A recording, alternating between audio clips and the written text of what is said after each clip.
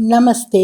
दक्षिण भारत हिंदी प्रचार सभा की प्राथमिक पाठ्य पुस्तक पाठ 7 पाठम 7 पृष्ठ संख्या 28 பக்கம் எண் 28.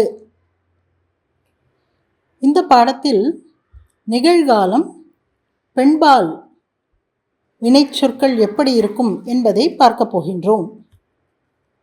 पाठ 7 पाठम 7 विमला पढ़ती है.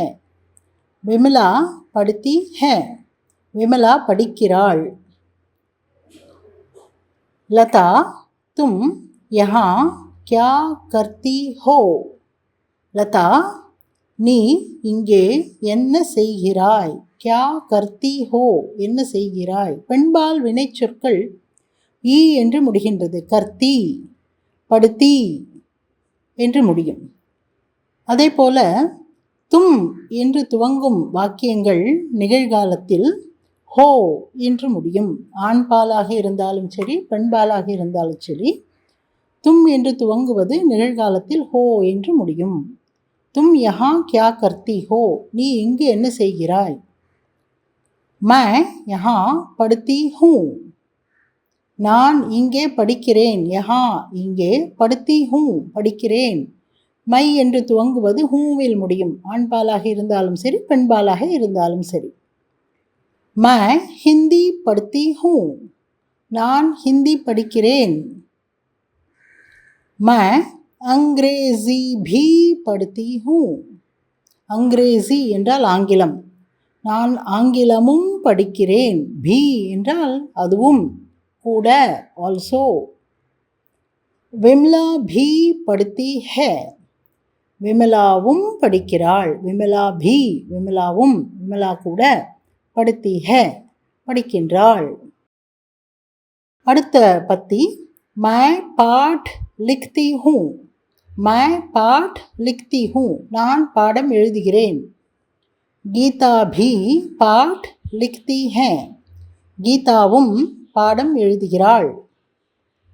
ஹம் சப் லிக்தி ஹே நாங்கள் அனைவரும் எழுதுகின்றோம். ஹம் சப் நாங்கள் அனைவரும். இந்த ஹம் என்ற சொல்லிற்கு நாம் நாங்கள் என்ற 2 அர்த்தங்கள் எடுத்துக்கொள்ளலாம். 2 விதத்திலுமே படுத்தி ஹே என்றுதான் வரும். ஹம் படுத்தி ஹே ஹம் சப் லிக்தி ஹே நாங்கள் அனைவரும் எழுதுகின்றோம். ஹம் ஹிந்தி பாட் லிக்தி ஹே நாங்கள் ஹிந்தி பாடம் எழுதுகின்றோம். பாட் பாட் என்றால் பாடம். இந்த ஹே மேல் புள்ளி உள்ளது பாருங்கள். இது பன்மையை குறிக்கும்.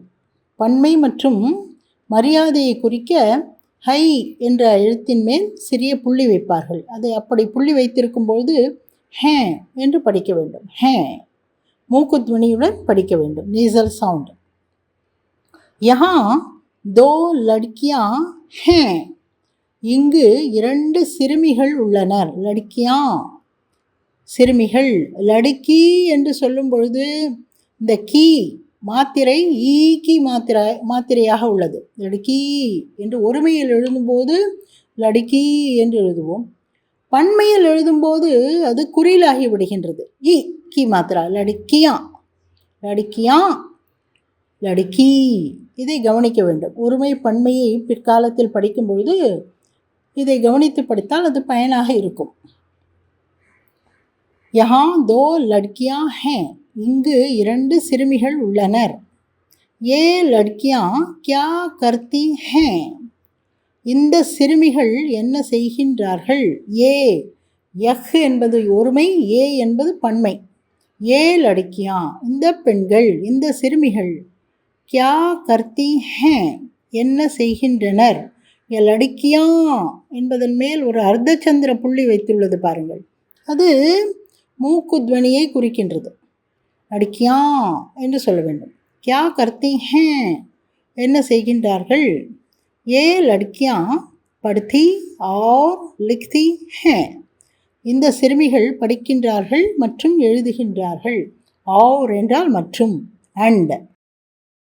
அடுத்த பத்தி கமலா காத்தி ஹே கமலா காத்தி है, கமலா பாடுகின்றாள். ஸ்ரீதேவி लिखती है और ராதிகா படுத்தி है. ஸ்ரீதேவி எழுதுகிறாள் மற்றும் ராதிகா படிக்கின்றாள். लिखती है எழுதுகிறாள், पढ़ती है படிக்கின்றாள். श्रीदेवी लिखती है और राधिका पढ़ती है. माताजी आज कहाँ जाती हैं? माताजी தாயார் ஆஜ் இன்று கஹா ஜாதி ஹே எங்கு செல்கின்றார். இங்கும் ஹை மேல் புள்ளி உள்ளதை பாருங்கள். இங்கு மரியாதைக்காக அந்த புள்ளி வைக்கப்பட்டுள்ளது. கஹா ஜாதி ஹே எங்கு செல்கின்றார். माताजी आज बंगलुरु जाती हैं. தாயார் இன்று பெங்களூர் செல்கின்றார். பெங்களூரு ஜாதி है, பெங்களூரு செல்கின்றார். மாமி ஜி கஹா ஜாதி हैं. மாமி எங்கே செல்கின்றார். மாமி என்றால் மாமி தான், தமிழிலும் மாமி என்று கூறுகின்றோம் அல்லவா. கஹா ஜாதி हैं எங்கு செல்கின்றார். இங்கும் ஹை மேல் புள்ளி உள்ளது, கவனியுங்கள். மாமி ஜி हैदराबाद जाती हैं. मामी हैदराबाद செல்கின்றார். हैदराबाद जाती हैं, हैदराबाद செல்கின்றார். माताजी आज जाती हैं. தாயார் இன்று செல்கின்றார். ஆஜ் என்றால் இன்று. ஆஜ் जाती हैं இன்று செல்கின்றார். மாமி ஜி भी आज जाती हैं. மாமியும் இன்று செல்கின்றார். அடுத்தது அடுத்த பக்கம். பிருஷ்ட சங்கியா 29, பக்கம் எண் 29. குத்தா வஹா खेलता है.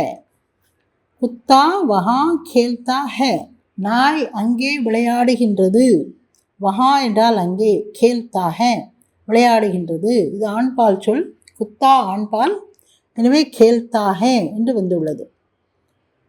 खेलता என்பது ஆண்பாலை குறிக்கும். இதே பெண்பாலாக இருந்தால் खेलती என்று வரும். खेलती பெண்பால், खेलता ஆண்பால். காய் யஹா ஆத்தி है. பசு இங்கே வருகிறது. காய் யஹா ஆத்தி है, பசு இங்கே வருகிறது. குத்தா क्या खाता है. குத்தா क्या खाता है நாய் என்ன சாப்பிடுகிறது. क्या खाता है என்ன சாப்பிடுகிறது. குத்தா பாத் खाता है சாதம் சாப்பிடுகிறது. பாத் என்றால் சாதம், சாதம் சாப்பிடுகிறது. காய் क्या पीती है பசு என்ன குடிக்கிறது. क्या पीती है என்ன குடிக்கின்றது. காய் என்பது பெண்பால், எனவே பீத்தி என்று வந்துள்ளது. இதே ஆண்பாலாக இருந்தால் பீதா என்று வரும். क्या पीता है என்று வரும் ஆண்பாலாக இருந்தால். பெண்பாலாக இருப்பதனால் क्या पीती है என்று வந்துள்ளது. காய் பானி பீத்தி है பசு தண்ணீர் குடிக்கிறது. பானி என்றால் தண்ணீர், தண்ணீர் குடிக்கிறது. குத்தா क्या पीता है நாய் என்ன குடிக்கிறது. क्या पीता है என்ன குடிக்கிறது. குத்தா दूध पीता है நாய் பால் குடிக்கிறது. இந்த பாடத்தில் ஆண்பால் சொல், பெண்பால் சொல் பார்த்தோம். நிகழ்காலம், நிகழ்காலத்தில் வினைச்சொற்கள் எப்படி இருக்கும் என்பதை பார்த்தோம். புரிந்ததா? இதை மீண்டும் படித்து பாருங்கள், எழுதியும் பாருங்கள். அடுத்தது ஷப்தார்த். ஷப்தார்த் என்றால் சொற்களின் அர்த்தங்கள், சொற்களின் பொருள். கர், கர் என்றால் செய். அங்கிரேசி, அங்கிரேசி ஆங்கிலம். பானி, பானி என்றால் தண்ணீர். புரிந்ததா? நன்றி, தன்யவாத்.